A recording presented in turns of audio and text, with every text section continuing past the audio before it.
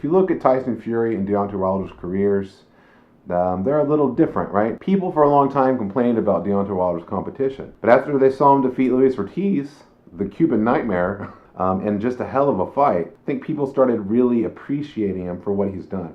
Wilder came into the sport really late. He didn't start boxing until he was 20 years old. It's really hard to catch up. And so for years and years, people were like, why isn't this guy fighting anybody? Well, the reason was because he needed rounds. And he's got those rounds. What is he? He's 40-0, 39 knockouts. You look at his last fight, what an amazing performance. And here he is against Tyson Fury, an incredibly accomplished athlete. I can't make up my mind who's going to win. The bookies slightly favor Wilder, and I think that that's fair. Wilder's a little older, but he's not outside of his prime years. He's certainly a better athlete than Tyson Fury, and Tyson Fury is a decent athlete. He gets a lot of credit for being, Fury that is, of being so tall and large and being fast, and he is, but he's not the same kind of super freak athlete that Wilder is. Wilder has the body of maybe like an NBA player or an NFL player. He's that kind of fast twitch, quickness, and just explosiveness.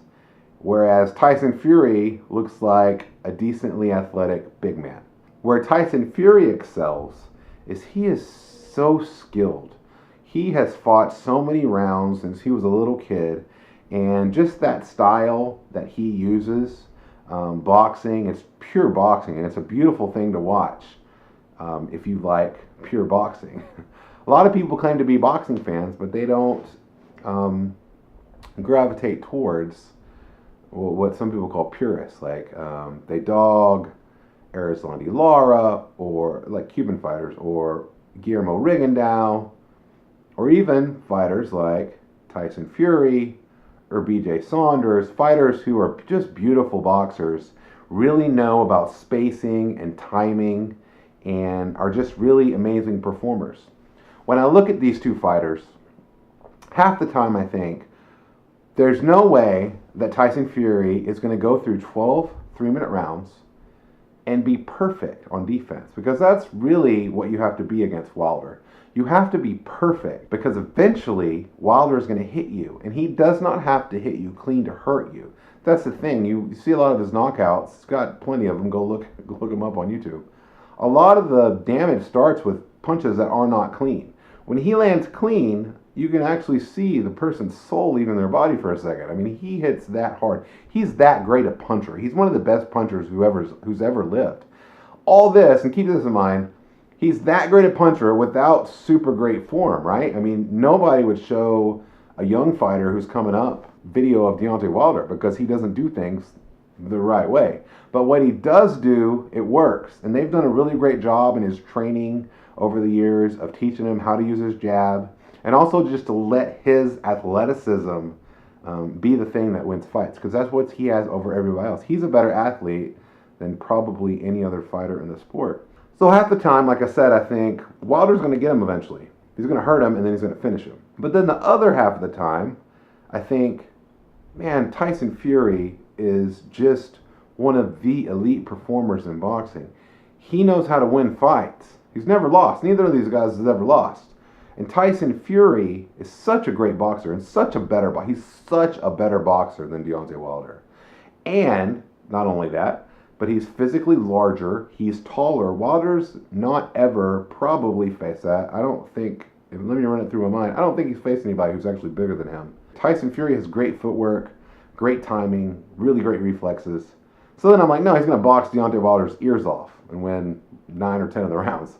So I don't know. I know the bookies favor Deontay Wilder. This fight, if I were betting on this fight, I would bet like the most logical, the most likely outcome is that Tyson Fury, as great as he is, can't be perfect for 12 3-minute rounds, because that's what it boils down to.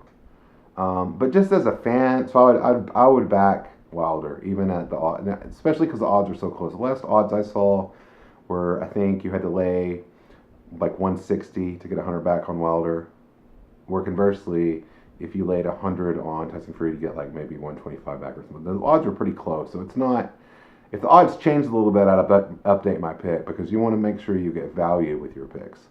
Here's the thing though, as a fan, as just a boxing fan, as just as somebody who watches boxing, Tyson Fury is totally capable of boxing perfectly. He's that great. He's that good.